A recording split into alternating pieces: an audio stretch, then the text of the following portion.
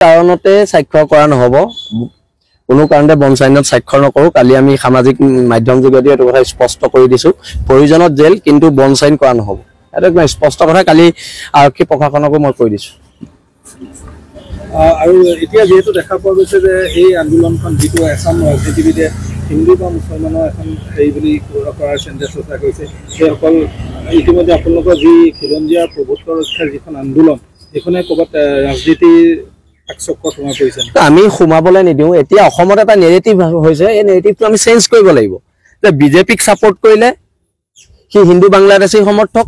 কংগ্ৰেছক সাপোৰ্ট কৰিলে কি মুছলমান বাংলাদেশী সমৰ্থক এইবিলাক কি কথা গণতন্ত্ৰত এইবোৰ কি কথা আমি কৈ আছো খিলঞ্জীয়া আধিপত্যবাদৰ কথা আমি কৈ আছো খিলঞ্জীয়া ভূমি অধিকাৰৰ কথা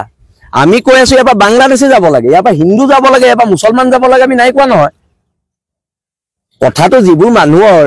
মস্তিষ্কৰ উৰ্বৰতা নাই হেবিলাক মানুহে হিন্দু মুছলমানৰ কথা কৈ আছে আমি কৈ আছো বাংলাদেশী যাব লাগে আমি হিন্দু মুছলিম যাব লাগে বুলি নাই কোৱা নহয়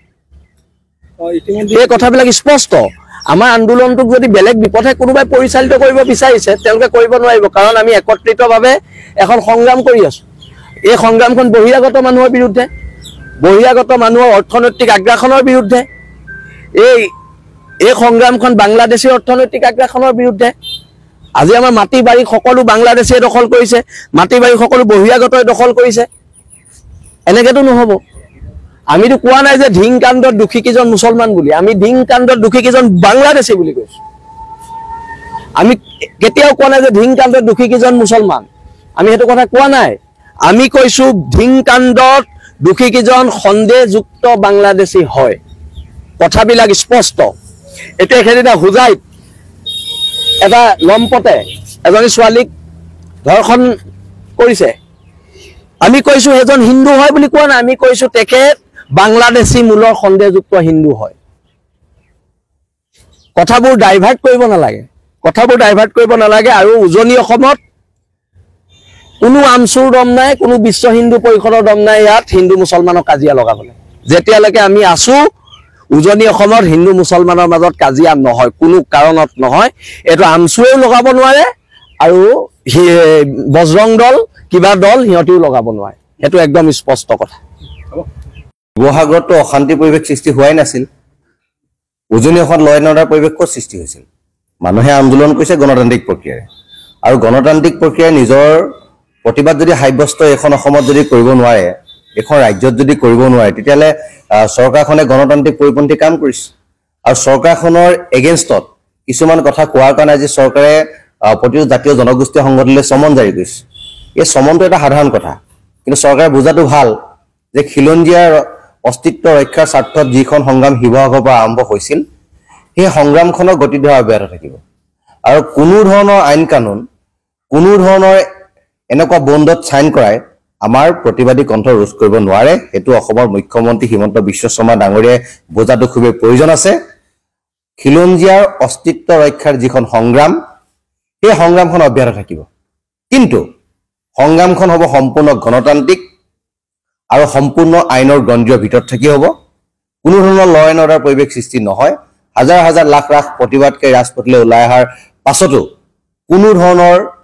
ল এণ্ড অৰ্ডাৰ সিচুৱেশ্যন ক্ৰিয়েট উজনি অসমৰ ৰাইজে নকৰে হেতু আমাৰ দৃঢ় বিশ্বাস আছে মই পুনৰবাৰ আপোনালোকক এটা কথা স্পষ্টভাৱে জনাই দিব বিচাৰিছো যে কোনো ধৰণৰ এনেকুৱা বন সাইন কৰাই আমাৰ প্ৰতিবাদী কণ্ঠ ৰোধ কৰিব নোৱাৰে উজনি অসমৰ খিলঞ্জীয়াৰ অস্তিত্ব ৰক্ষাৰ যিখন সংগ্ৰাম সেই সংগ্ৰামখন অৱধাৰিতভাৱে চলিব আৰু জোৰদাৰভাৱে চলিব চৰকাৰেতো ধৰ্মীয় মেৰুকৰণ হলে ভালেই পায় অসমত যিমানেই ধৰ্মীয় মেৰুকৰণ হ'ব সিমানে চৰকাৰ লাভান্বিত হ'ব গৈ ৰাইজে বুজি পোৱাটো দৰকাৰ প্ৰতিবাদী জনতাই বুজি পোৱাটো দৰকাৰ যে যুদ্ধখন হ'ব লাগিব খিলঞ্জীয়া আৰু অখিলঞ্জীয়া ইয়াত যদি ধৰ্মীয় দৃষ্টিকোণেৰে কথা বতৰাবিলাক চোৱা যায় তেতিয়াহ'লে এখন সংগ্ৰামত আমি কেতিয়াও সাকসেছ হ'ব নোৱাৰো অসম আন্দোলনত যিদৰে 855 জন শহীদ মৃত্যু হোৱাৰ পিছতো এই সংগ্ৰামখন সাকসেছ নহল আজি তাৰিখতো বিদেশীভাৱেই থাকিলে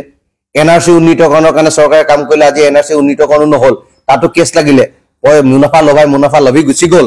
এতিয়াও অসমীয়া খিলঞ্জীয়া ৰাইজ অস্তিত্বৰ সংকটত ভুগি আছে এই নামনি অসমৰ কথাই কক উজনি অসমৰ কথাই কক সেই কাৰণে কৈছো যে আমি খিলঞ্জীয়া অস্তিত্ব ৰক্ষাৰ যিখন সংগ্ৰামত আমি নামিছো সেই সংগ্ৰামখনৰ দীঘলীয়া হ'ব কিন্তু ইয়াৰ গতিধাৰা অব্যাহত থাকিব আপোনাৰ বাবেও সমান এনেকুৱা কোনপতি হ'ব মই শিৱসাগৰ জিলা প্ৰশাসনৰ এই ক্ষেত্ৰত ধন্যবাদ জ্ঞাপন কৰিম কাৰণ তেখেতলোকে ভাবিছে যে শিৱসাগৰ প্ৰতিবাদী জনতা যদি ৰাজপথলৈ ওলাই আহে তেতিয়া শাসনযন্ত্ৰ ক'ৰবাত নহয় ক'ৰবাত ঠগগ্ৰহ হ'ব এইকাৰণে মুখ বন্ধ কৰাৰ কাৰণে প্ৰয়াস কৰিছে আৰু আইনক আমি সন্মান জনাওঁ আইনক আমি ৰেছপেক্ট কৰোঁ গতিকে কোনোবাই যদি আমাক সমন যায় নিশ্চয় আমি সেই সমনত আমি চাইন কৰিম তাত কোনো আপত্তি কৰিবলগীয়া একো নাই কাৰণ সেইটো আমি গণতান্ত্ৰিক প্ৰক্ৰিয়া আন্দোলন কৰিছোঁ